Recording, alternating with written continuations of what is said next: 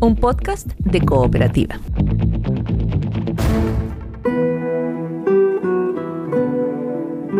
Este es un podcast sobre historias que suceden delante y detrás de la pantalla, sobre las personas que hacen películas, las personas que las ven y las personas que las sueñan.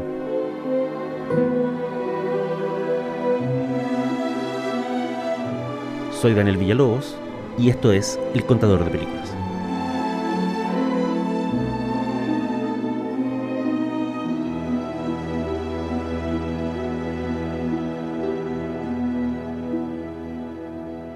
Soy Daniel Villalobos, esto es El Contador de Películas y la historia de hoy se llama Los hitos de Cannes. Lentamente el mundo regresa a cierta clase de normalidad y eso incluye al séptimo arte. En algunos países las salas vuelven a abrir y en una señal que ha llenado de alivio a muchos del gremio, el Festival de Cannes este año se hace presencial, con alfombra roja, paparazzis y polémicas. Los Óscares pueden ser el premio más famoso del cine mundial, pero Cannes es el barco insignia. Lo saben en Oriente, lo saben en Latinoamérica, lo saben en Hollywood. Y lo aprendieron de mala manera en Italia y Alemania, los dos países a los que les debemos la existencia del festival. La cosa fue así. En 1937 la vitrina cinematográfica más importante de Europa era el Festival de Venecia. Controlado bajo la mirada atenta del duce Benito Mussolini, el festival se las arregló en esa edición para dejar sin premio a una de las grandes películas antibélicas de la historia, La Gran Ilusión de Jean Renoir. La Grande Illusion, un aspect encore peu connu de la guerre. C'est, d'après des récits authentiques, la vie des prisonniers de guerre en Allemagne. Francia no olvidó la frente, y las cosas empeoraron al año siguiente, cuando ya a las puertas de lo que iba a ser la Segunda Guerra Mundial, Venecia dio sus dos premios más importantes a dos películas muy específicas. La primera fue un mamarracho pro-militar llamado El piloto Luciano Serra, en cuyo guión y producción había participado el propio Mussolini y miembros de su familia. La segunda era Olimpia, el documental de propaganda que Leni Riefenstahl había filmado durante las Olimpiadas de 1936 en Berlín.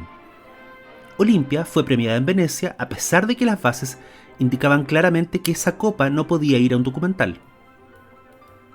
El festival de cine más importante de Europa en esa década había abofeteado el honor francés por última vez. Había llegado la hora de inventar un festival que creciera lejos de la influencia de Hitler y Mussolini. Y si además la sede del festival se instalaba en algún lugar soleado y con buena playa, mucho mejor.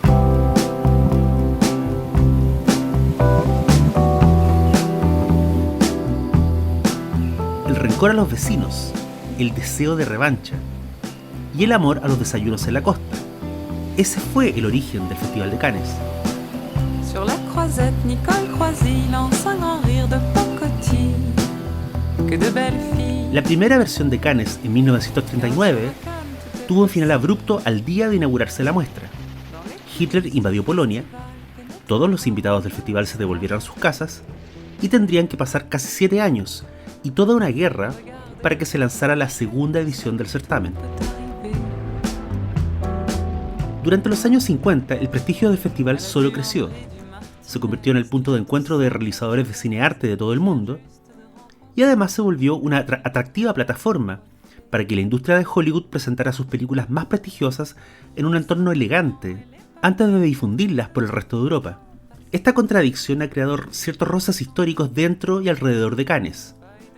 ¿Se trata de un festival que honra las musas del gran arte? ¿O es una estupenda vitrina para megaproducciones? ¿Es un espacio para discutir el cine que viene? ¿O un museo para celebrar las glorias del cine que fue? Un poco de todo. La verdad es que la propia estructura espacial de Cannes ya da cuenta de su doble personalidad. Junto al Palais, ese imponente palacio del cine donde se estrenan películas de Cronenberg, Haneke y Jarmusch, están las galerías del Marché du Film, el mercado que agrupa a cientos de distribuidores de películas de distinto pelaje y moral. Allí, un poco en secreto, un poco a espaldas del público general, en decenas de salas privadas, se exhiben películas que van desde la última de Almodóvar hasta las nuevas aventuras del Vengador Tóxico parte 15. El criterio de los espectadores en esas salas no es el arte, sino el negocio. Son distribuidores y compradores de todo el mundo que se pasean de una butaca a otra buscando el próximo hit. Cannes es un lugar a veces para el cine, a veces para la industria, pero siempre ha sido un lugar para el exceso y la fuga. Como lo fue para Lindsay Lohan en el 2010, cuando se paseó por distintas fiestas del certamen, mientras en Estados Unidos se emitía una orden de detención en su contra por no asistir a una cita en el tribunal debido a cargos por conducir en estado de ebriedad. ¿Costo monetario de la gracia? $100.000 de multa. Como dijera un monarca, París o Cannes bien valen una misa. Otro gran momento de escándalo y notoriedad lo protagonizó en 1953 Brigitte Bardot. En una época en que la gran nación de Lincoln apenas conocía el traje de baño de una pieza, la Bardot se dejó ver en la playa de Cannes luciendo un pequeño bikini. Tal vez no era tan pequeño, pero al menos así le pareció a los periodistas y estrellas norteamericanas, que no cesaron de hablar de la figura de Brigitte, ni siquiera en las conferencias de prensa. El propio Kirk Douglas, uno de los hombres más poderosos de Hollywood en esa época, debió confesar con mucho pudor que era la primera vez en su vida que veía un bikini de cerca. Y ahora que Tarantino está de moda debido a la edición de su novela basada en Érase una vez en Hollywood, recordemos uno de los escasos momentos de su carrera en que el hombre ha sido explícitamente político y crítico de su país. Ocurrió en Cannes 2004, cuando Tarantino presidió el jurado. Ese mismo jurado fue el que por primera vez le otorgó la Palma de Oro a un documental. Nada menos que a Fahrenheit 9/11, el feroz ataque a la administración Bush, dirigido por Michael Moore. Tarantino fue ampliamente criticado en Estados Unidos por la elección, pero no tanto como Moore, quien por unos meses fue un auténtico paria en los medios hollywoodenses. Ya se sabe, es mala idea en tiempos de guerra criticar al gobierno de tu país. Un año antes, en la versión 2003, se produjo el que quizás ha sido el enfrentamiento verbal, o escrito, más feroz que un cineasta y un crítico hayan tenido a la sombra de Cannes. El director y actor Vincent Gallo estrenó en el festival The Brown Bunny, un drama extra largo, extra lento y extra polémico, que incluía explícitas escenas de sexo y numerosos, quizás demasiados, tiempos muertos. El entonces todopoderoso y prestigioso crítico de cine Roger Ebert golpeó la mesa y escribió: The Brown Bunny es la peor película jamás exhibida en Cannes. Vincent Gallo se indignó. Refiriéndose al físico de Roger Ebert, dijo que el crítico era un chancho gordo, con la apariencia de un traficante de esclavos. Ebert no se amilanó. Contestó de vuelta que si bien él era un hombre gordo, un día tras su muerte sería flaco. En cambio, remató, Vincent Gallo será por siempre el director de esa atrocidad llamada The Brown Bunny. Pero no todos los hitos de Cannes implican polémica e insultos. A veces, la hermosa ciudad en temporada de festival ha sido escenario de grandes momentos para que triunfe el amor. Tomemos por ejemplo el año 1955.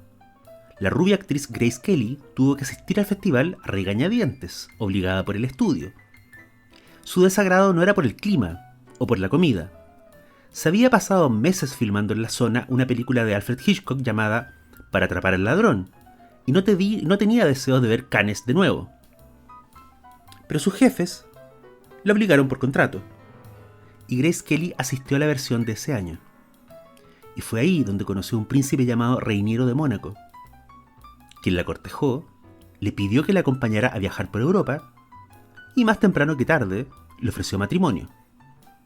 Grace Kelly aceptó, se convirtió en princesa, y nunca más volvió a Hollywood. El triunfo del amor. Sin embargo, no podemos irnos de Cannes sin antes mencionar uno de los grandes hitos del festival, aquello que en la era moderna lo distingue de muchos otros certámenes en el mundo. Y ese hito son los abucheos.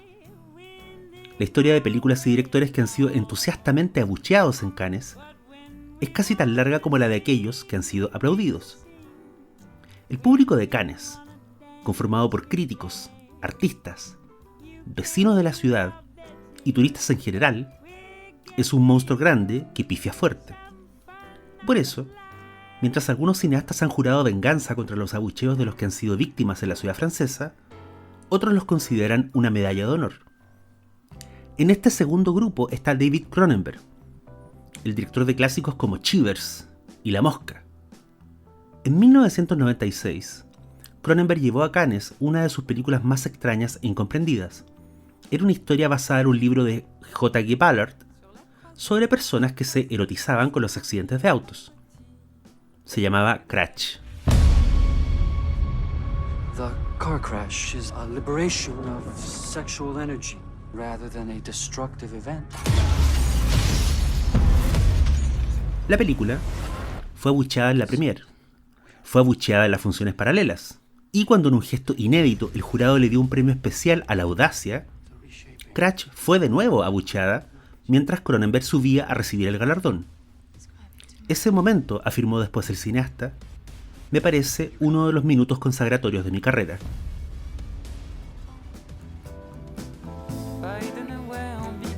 Así es Cannes. Un lugar tan cargado de historia y expectativas, incluso fracasar en su pantalla, implica una clase extraña de triunfo. Ser abucheado en Cannes significa volverse parte de la historia, no solo del festival, sino también del cine.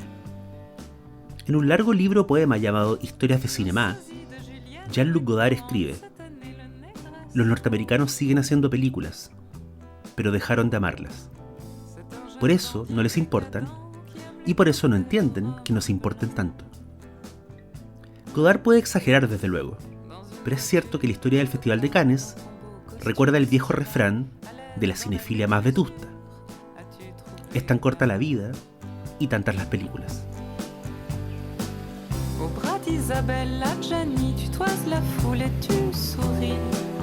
Esto fue El Contador de Películas. Soy Daniel Villalobos. Hasta la próxima.